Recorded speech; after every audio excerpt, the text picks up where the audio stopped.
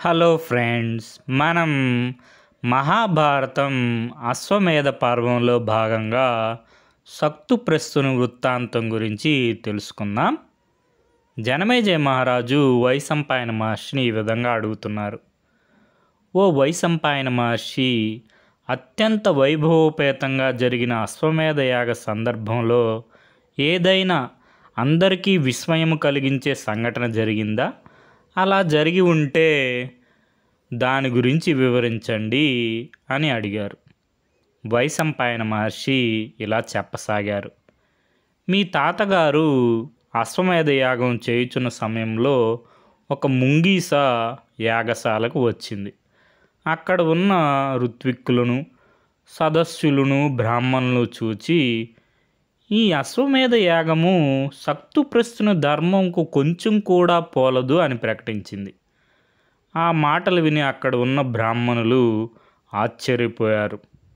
అప్పుడు ఋత్విక్కులు ఆ ముంగీసుతో ఇలా అన్నారు: ఈ యాగములో మంత్రపఠనము, కర్మకాండ, వివిధములైన దాన ధర్మములు అన్నీ అందరి చేత ప్రశంసలు పొందాయి. ధర్మరాజు ఈ యాగమును నిర్వహించిన తీరు, శ్రద్ధ, భక్తి అందరికీ ఆమోదయోగ్యమయ్యాయి. ఇందులో జరిగిన ధర్మ విరుద్ధ కార్యం ఏమి అని అడిగారు. ఆ మాటలకు ఆ ముంగీస ఇలా బదులు చెప్పింది: అయ్యా, ధర్మక్షేత్రము అని పిలువబడుతున్న కురుక్షేత్రంలో ఒక బ్రాహ్మణుడు ఉండేవాడు. అతడు పొలంలో రాలిపడిన ధాన్యంను ఏరుకొని దానిని ఆహారంగా తింటూ జీవించేవాడు. అతనికి రోషము, కామము లేవు. అత్యంత సౌమ్యుడు. అతనికి భార్య, కుమారుడు, కోడలు ఉన్నారు. వారు కూడా ఆ బ్రాహ్మణుని అనుసరించి దొరికిన దానితో తృప్తిగా జీవిస్తున్నారు. ఒకసారి తీవ్రమైన అనావృష్టి వచ్చింది. వర్షములు కురవలేదు. తిండి దొరకడమే కష్టమైంది. ఒకరోజు వారు నలుగురు పొలంలో వెళ్ళి గింజలు ఏరుకొని వచ్చారు. వాటితో పేలపిండి తయారు చేసుకున్నారు. దేవతారాధన, సంధ్యావందనము మొదలగు కార్యక్రమాలు ముగించుకొని ఆ పేలపిండిని నలుగురు సమంగా పంచుకున్నారు. ఆ పేలపిండిని తినడానికి సిద్ధమవుతున్న తరుణంలో వారి వద్దకు ఒక బాటసారి అతిథిగా వచ్చాడు. వారు నలుగురు ఆయనకి ఎదురు వెళ్ళి సాదరంగా తీసుకొని వచ్చారు. తమ కుటీరంలోకి తీసుకువెళ్ళి అతనికి అతిథి మర్యాదలు చేశారు.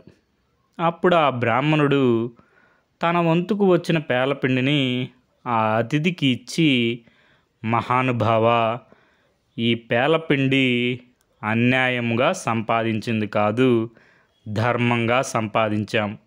కాబట్టి ఈ పేలపిండిని తమరు సేవించండి అని అన్నాడు. సరే అని ఆ పేలపిండిని ఆ అతిథి తిన్నారు. కానీ అతనికి ఆకలి తీరలేదు. అప్పుడు ఆ బ్రాహ్మణుని భార్య ఇలా అన్నది: నాథా, నా వంతు వచ్చిన పేలపిండిని మీరు ఆయనకి ఇచ్చి తృప్తిపరచండి, ఆయన ఆకలి తీర్చండి అని చెప్పింది.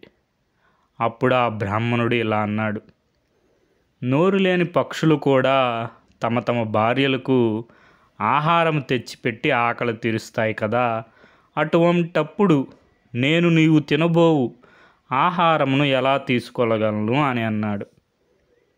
ఆ మాటలకు అతని భార్య ఇలా అంది: నాథా, భార్యకు తన భర్తయే చుట్టము, స్నేహితుడు, భర్త, తల్లి, తండ్రి, గురువు, దైవము.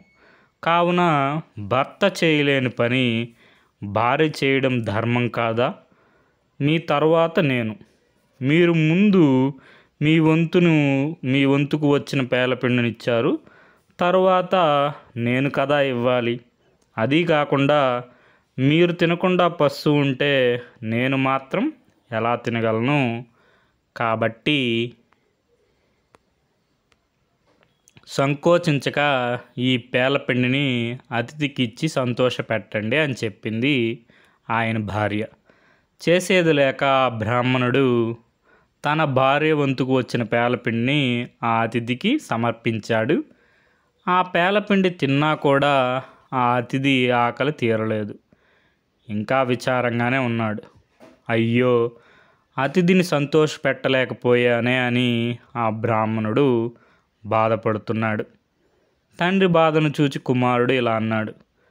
తండ్రి, దీనికి ఇంత బాధపడతారెందుకు? నా వంతుకు వచ్చిన పేలపిండిని అతిథికి ఇచ్చి ఆయన్ను తృప్తిపరచండి అన్నాడు. నాయనా, కుమారా, పిల్లలు ఎంత పెద్దవాళ్ళైనా తల్లిదండ్రులకు వాళ్ళు చిన్నవాళ్ళే. చిన్నవాళ్ళకు ఆకలి ఎక్కువ, అందుకని నీ నోటి దగ్గర ఆహారం నేను ఎలా తీసుకోగలను అని అన్నాడు. ఆ మాటలకు కుమారుడు ఇలా అన్నాడు. తండ్రి గారు, తండ్రియే కొడుకు రూపంలో పుడతాడు అని శాస్త్రములు చెబుతున్నాయి కదా. మీ బాధ నాది కాదా? మీ దుఃఖం తీర్చడం కొడుకుగా నా కర్తవ్యం కాదా? కాబట్టి సంకోచించక ఈ పేలపిండిని అతిథికి ఇవ్వండి అని అన్నాడు. కుమారుని మాటలకు తృప్తిపడి ఆ బ్రాహ్మణుడు తన కుమారుని వంతుకు వచ్చిన పేలపిండిని ఆ అతిథికి ఇచ్చాడు.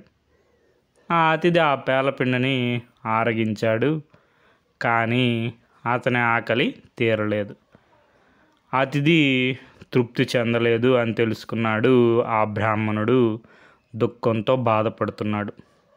ఇది చూచింది ఆయన కోడలు వెంటనే తన వంతుకు వచ్చిన పేలపిండిని మామగారు ముందు పెట్టింది. మామగారు దీనిని కూడా అతిథికి సమర్పించి ఆయన్ను తృప్తిపరచండి అని పలికింది.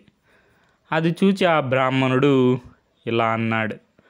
అమ్మా, నీవు మా ఇంటికి కోడలిగా వచ్చావు. మా దరిద్రంలో భాగం పంచుకున్నావు. సరైన ఆహారం లేక సుకుమారమైన నీ శరీరం శుష్కించిపోయింది. దొరక్క ఇవాళ ఈ పేలపిండి దొరికింది. ఇది కూడా ఇచ్చి నీవు ఆకలితో ఎలా ఉండగలవు? నీవు ఆకలితో అలమటిస్తుంటే నేను ఎలా చూడగలను అని బాధపడ్డాడు ఆ బ్రాహ్మణుడు. మామగారు, మీరు నాకు గురువులు. ఈ దేహములో ప్రాణములు కలిగిన దానికి గురువులకు శుశ్రూష చేయడం శిష్యుల విధి. కాబట్టి నాకు మీకు శుశ్రూష చేసుకునే భాగ్యం కలుగచేయండి. ఈ పేలపిండిని తీసుకొని అతిథికి సమర్పించండి అని వినయంగా చెప్పింది కోడలు. ఆ మాటలకు సంతోషించి ఆ బ్రాహ్మణుడు తన కోడలు వంతు వచ్చిన పేలపిండిని కూడా ఆ అతిథికి సమర్పించాడు. ఆ అతిథి సంతోషంగా ఆ పేలపిండిని తిన్నాడు. అమ్మయ్య, ఆకలి తీరింది అన్నాడు. ఆ మాటలకు వారు నలుగురు సంతోషించారు. అప్పుడు ఆ అతిథి వారితో ఇలా అన్నాడు.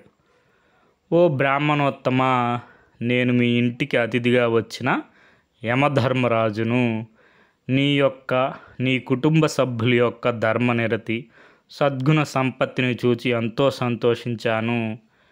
నీ యందు పెద్దల ఎడల భక్తి, అతిథుల పట్ల వినయము, చేసే పని మీద శ్రద్ధ, కష్టకాలంలో ఓర్పు మిక్కుటముగా ఉన్నాయి. నీవు చేసిన దానమును ప్రశంసిస్తూ దేవతలు పైనుండి చూస్తున్నారు చూడు అన్నాడు. అప్పుడు దేవేంద్రుడు వారి మీద పూలవాన కురిపించాడు. యముడు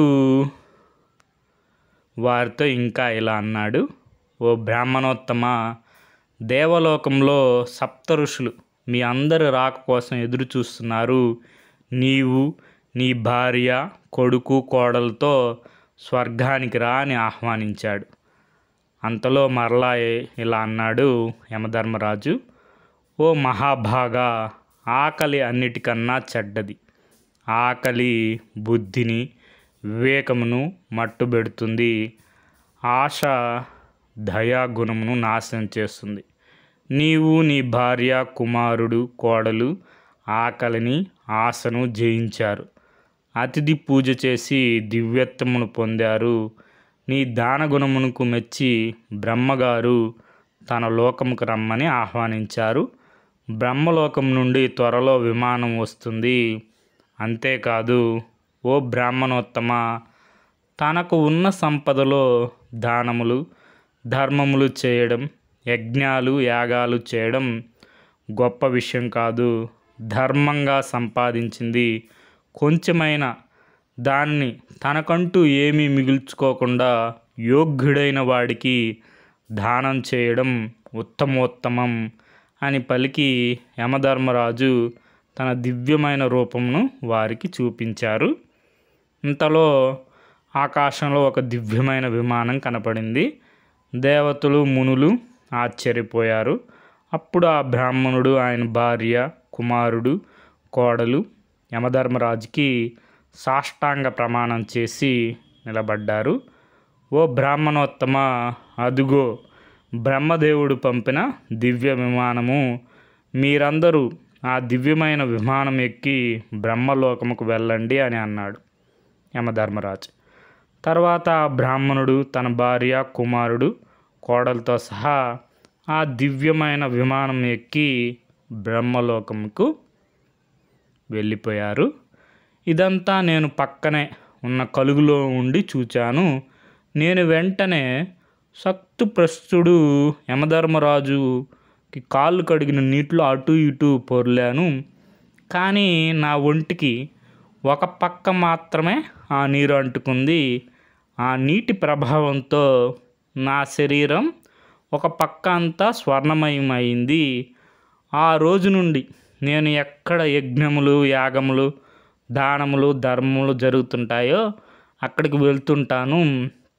ఎందుకంటే నా శరీరం రెండో వైపు కూడా ఎక్కడన్నా బంగారమయం అవుతుందేమో అని ఆశ. కానీ ఎక్కడా కాలేదు. ఇక్కడ ధర్మరాజు లోకోత్తరమైన అశ్వమేధ యాగం చేయించుచున్నాడని తెలిసి ఇక్కడికి వచ్చాను. ఇక్కడ ఉన్న నీటిలో పొర్లి నా మిగిలిన శరీరం బంగారం చేసుకోవాలనుకున్నాను. కానీ అలా జరగలేదు. ఎందుకంటే కేవలం పొలాల్లో రాలిన గింజలు ఏరుకొని జీవించే ఆ బ్రాహ్మణుడు చేసిన అతిథి పూజ కన్నా ధర్మరాజు చేసే అశ్వమేధ యాగం సాటిరాదు అన్న విషయం అర్థమైంది అని పలికింది ఆ ముంగీస. వెంటనే ఆ ముంగీస అక్కడి నుండి ఎటో వెళ్ళిపోయింది. ఇది ఆ యజ్ఞంలో జరిగిన ఒక అద్భుత విషయం అని చెప్పి వైశంపాయన మహర్షి జనమేజయ మహారాజుకి చెప్పారు. ఇది మనకి మహాభారతం అశ్వమేధ పర్వం చతుర్థ ఆశ్వాసంలోని సక్తుప్రస్తుని వృత్తాంతం. మూలం మహాభారతం. తెలుగు అనుసరణ కవిత్రయం పాదరేణువు మొదలు వెంకట సుబ్రహ్మణ్యం గారు. Okay friends, thank you for watching.